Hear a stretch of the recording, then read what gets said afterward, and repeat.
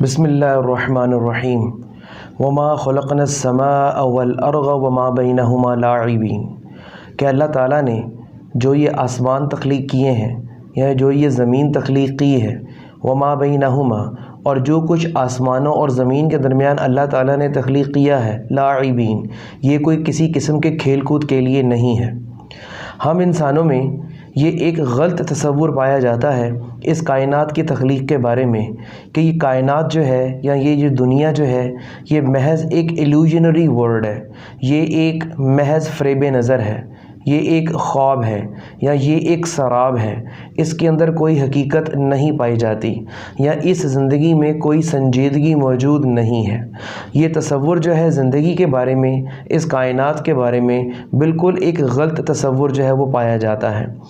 Us school of thought کے جو لوگ ہیں وہ نائلسٹ کہلواتے ہیں، یعنی کہ نائلزم جو ہے وہ اس چیز کا پرچار کرتا ہوا اسکول آف تھاٹ نظر آتا ہے کہ یہ لائف جو ہے یہ میننگ لیس ہے، یہ لائف جو ہے یہ ایم لیس ہے، یعنی کہ اس زندگی کو گزارنے کے لیے کسی قسم کے کوئی پرنسپلز کی ضرورت نہیں ہے، کسی قسم کے کوئی مورل پرنسپلز کی ضرورت نہیں ہے، کسی قسم کے کوئی ریلیجس پرنسپلز کی ضرورت نہیں ہے۔ لیکن قرآن جو ہے وہ اس زندگی کے بارے میں، اس کائنات کی تخلیق کے بارے میں بالکل ایک اپوزٹ ویو جو ہے وہ پیش کرتا ہے، جیسا کہ میں نے قرآن پاک کی آیت آپ کے سامنے شروع میں پڑھی بھی ہے کہ وما خلقنا السماء والارض وما بینہما لاعبین کہ اللہ تعالیٰ نے جو یہ آسمان تخلیق کیے ہیں، جو اس زمین تخلیق کی ہے، جو کچھ اس کے درمیان تخلیق کیا ہے، انسان کو تخلیق کیا ہے، انسان کو وجود بخشا ہے، لاعبین یہ کوئی کسی قسم کا کھیل کود نہیں ہے، یہ کوئی سراب نہیں ہے، یہ کوئی فرضی چیز نہیں ہے یا یہ کوئی کسی قسم کا خواب نہیں ہے،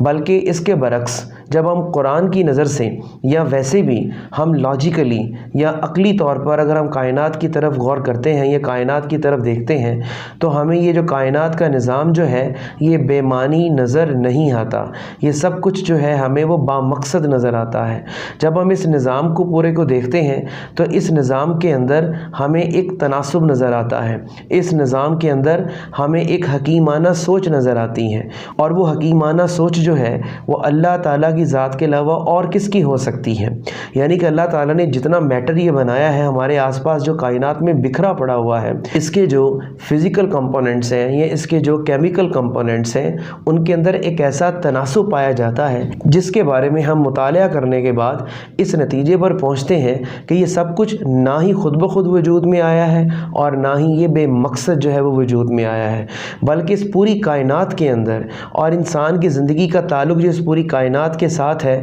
یا کائنات کی چیزوں کے ساتھ ہے، ایک پروپورشن پایا جاتا ہے، ایک تناسب پایا جاتا ہے، یعنی کہ یہ پوری کائنات جو ہے یہ ویل پروپورشن بھی ہے اور ویل میجرڈ بھی ہے، ویل کیلکولیٹڈ بھی ہے اور ویل آرگنائزڈ بھی ہے۔ اور اس ویل آرگنائزڈ کائنات کے اندر اللہ تعالیٰ نے جو ہے وہ انسان جیسی مخلوق کو پیدا کر دیا ہے، اور انسان جیسی مخلوق کو جب پیدا کیا ہے تو یوں ہی اس کو اکیلا یا تنہا نہیں چھوڑ دیا، بلکہ انسان کے اندر اللہ تعالیٰ نے ایک اخلاقی حس بھی جو ہے وہ پیدا کر دی ہے۔ اس اخلاقی حس کے بلبوتے پر وہ فیصلہ کر سکتا ہے کہ صحیح کیا ہے اور غلط کیا ہے۔ صرف یہی نہیں بلکہ اللہ تعالیٰ نے انسان کو عقل جیسی کوالٹی بھی دے دی ہے تاکہ وہ چیزوں میں تمیز کر سکے، تاکہ وہ خدا اور ناخداؤں کے درمیان فرق کر سکے، اور پھر اس کے ساتھ ساتھ اللہ تعالیٰ نے اس کائنات میں اپنی نشانیاں جو ہے وہ بکھیر دی ہیں اس نیچرل آبجیکٹس کی شکل میں، تاکہ انسان جو ہے وہ اپنی عقل کے ذریعے اللہ تعالیٰ کی ذات تک پہنچے۔ اب اس کے حوالے سے اللہ تعالیٰ نے اس عقل کو تقویت دینے کے لیے اور اس اخلاقیات کو یا اخلاقی حس کو تقویت دینے کے لیے یا اس کو سٹریم لائن کرنے کے لیے اللہ تعالیٰ نے پیغمبر بھی بھیجے، اور اس کے ساتھ ساتھ جو ہے اللہ تعالیٰ نے ان پیغمبروں کے اوپر کتابیں بھی جو ہے وہ نازل کی ہیں۔ جب ہم ان ساری چیزوں کو دیکھتے ہیں تو ہمیں پتہ چلتا ہے کہ یہ ساری کائنات اور اس کائنات کے اندر انسان اور انسان کی زندگی جو ہے وہ بے مقصد نہیں ہے۔